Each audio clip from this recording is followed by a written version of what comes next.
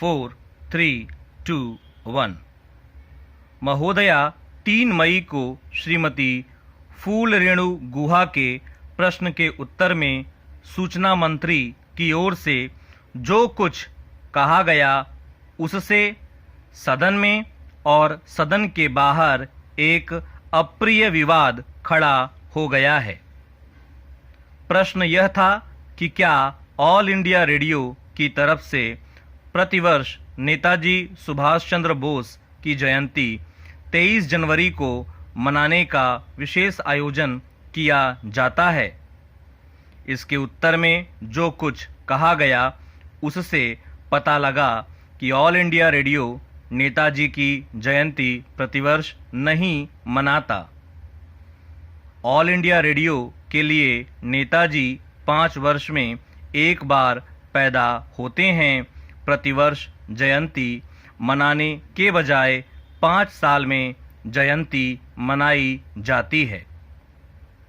यह भी कहा गया कि 1961 तक नेताजी की जयंती हर साल मनाई जाती थी, लेकिन बाद में किसी प्रोग्राम एडवाइजरी कमेटी की सिफारिश पर प्रतिवर्ष जयंती मनाना बंद कर दिया गया और 5 साल में एक बार जयंती मनाने का निश्चय किया गया।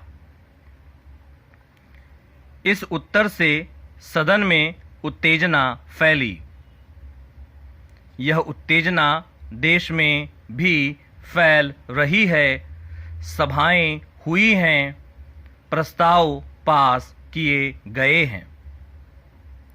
कलकत्ता कॉरपोरेशन ने भी जो उत्तर दिया गया है उसके खिलाफ एक प्रस्ताव पास किया है और महोदया उत्तेजना फैलना स्वाभाविक है।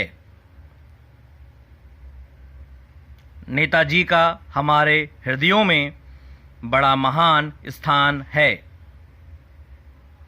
मंत्री महोदय ने भी उत्तर देते समय कहा कि शासन के लिए, सत्तारूढ़ दल के लिए भी नेताजी एक महान व्यक्ति हैं। लेकिन आकाशवाणी ने जो निर्णय किया है उससे इस बात की पुष्टि नहीं होती। उत्तर में कहा गया कि केवल 3 व्यक्ति ऐसे हैं जिनकी जयंती प्रतिवर्ष मनाई जाएगी और बाकी के महापुरुषों को दूसरी पंक्ति में बिठा दिया गया।